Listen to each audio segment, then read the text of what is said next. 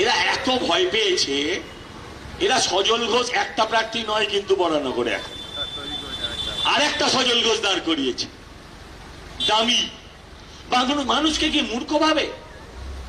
আরে বরানগরের মাটি অত্যন্ত পবিত্রতার মাটি, এই মাটিতে রামকৃষ্ণদেবের বিচরণ ছিল, সারদা মায়ের আনাগোনা ছিল যে মাটিতে, যে মাটিতে স্বামীজির আনাগোনা ছিল, যে মাটিতে কবিগুরু রবীন্দ্রনাথের আনাগোনা ছিল, সেই মাটির মানুষকে তারা যদি মূর্খ ভাবে তাহলে তারা মূর্খের স্বর্গে বাস করছে। যে আরেকটা সজল ঘোষ দাঁড় করিয়ে আম জাম লিচু কাঁঠাল কোন চিহ্ন দিয়ে আমার ভোট কেটে নেবে যারা ভাবে, তারা কতটা আতঙ্কে আছে। এই ডর মুঝে আচ্ছা লাগা, হারের শুরু এখান থেকেই বোঝা যায়। কাজের মাধ্যমে যদি তুমি জিততে দিদি, তাহলে তোমাকে সজল ঘোষ নামে দামি পুছতে হতো না। তুমি যদি কাজ করো দেখো ভয় কিসের?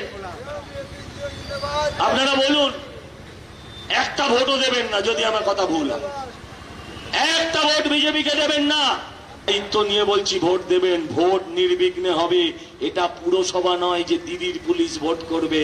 এখানে দাদার পুলিশ, 6 ফুটের পুলিশ, 5.5 ফুটের লাঠি, একটা ঘা দিলে 3টে করে উইকেট পড়বে, একটা বাড়ি দিলে 3টে করে উইকেট পড়বে। আর সঙ্গে রাস্তায় আমরাও থাকবো। তারপর বিজেপি ভাববে এটা বিজেপি। অনেকে পাঁচিলে উঠে বসে আছে, কোন দিকে যাবে ভাবতে পারছে না। তারা যেন ভুলেও না ভাবে যে তারা আমাদের দিকে আসতে পারবে।